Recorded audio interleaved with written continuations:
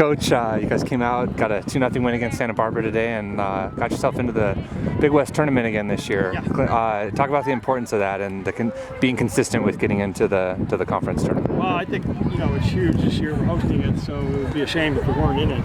But since we lost those 2 games early on in the season, every game is pretty much fighting for our tournament life. So we've done that, and now we put ourselves in a position where we could even win the regular season again, depending on what happens with Northridge today and next week. Did you feel? Do you think anybody felt any added pressure with hosting the tournament this year that you guys really needed to get in? And did that affect the beginning of the season though? No more than normal. We're every year we're competing for the conference championship, so there's always that pressure. You can't add much more on than that. So let's just chew it up one game at a time and see where we go. Yeah. Elise got the all-time record today, and obviously you've been here since the program's inception. Talk about what kind of an impact Elise has had on your guys' program over the past 3 years, and you have her for another year as well.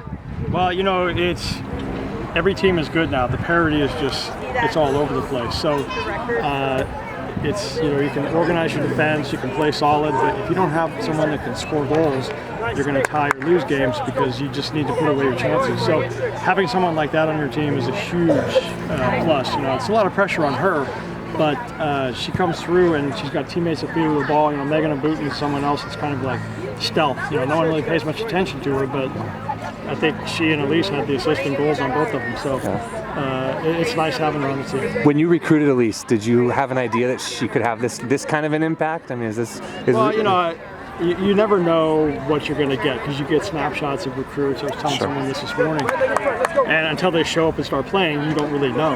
And I knew she was good.